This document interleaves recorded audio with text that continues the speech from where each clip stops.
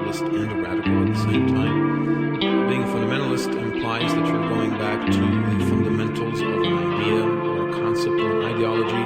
Radicalism, however, is getting farther away from it. And of course, both are used in the context of talking about violence, which is another funny fact about the Muslim here. So you can be a fundamentalist. There's a lot of fundamentalists in all kinds of religions. However, radicalism is a completely different story because you're straying away from the process. And whether or not any of this could lead to acts of political violence or terrorism, that's yet a third question. And these are some of the things that we'll be covering in today's presentation. I'm sure you know that for some people, certainly in the West, the difference between someone who follows Islam, an Islamic fundamentalist, and a radical Islamic fundamentalist, no big difference. Statistically, here's how I would put it. I would say that 50% of Muslims, just like any other religion, are not really observant. They just go about their lives. They're not taking their religion seriously. The remaining 50%, probably 30 of them, are observant Muslims. They're not fundamentalists, and they're certainly secular, so they make a distinction between their private domain and their public domain.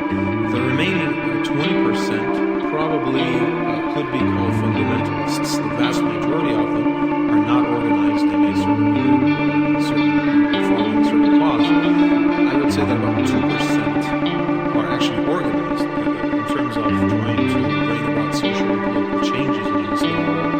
Out of that, there is a negligible fraction that could resort to violence or is actively involved in violence. However, these are the guys who are making movements and Well, what are the roots of radical Islamic fundamentalism? When I'm asked this question, I always respond in a typical manner, and I would say that fundamentalism in the world today, in the Muslim world, is a byproduct of the collapse of the Ottoman Empire in the 20th century. It was the first time ever in Islamic history that Muslims do not have an organic political body, even nostalgic folks put them together. It was the first time that they're not connected in several countries. So there was a rise of a movement of the Muslim world that what brought us to our knees was that we strayed from the religion. We need to go back to the fundamentals of the religion in order to, reestablish the lost legacy of the religion. And of course that started at the nonviolent means. The premises of that was gradually as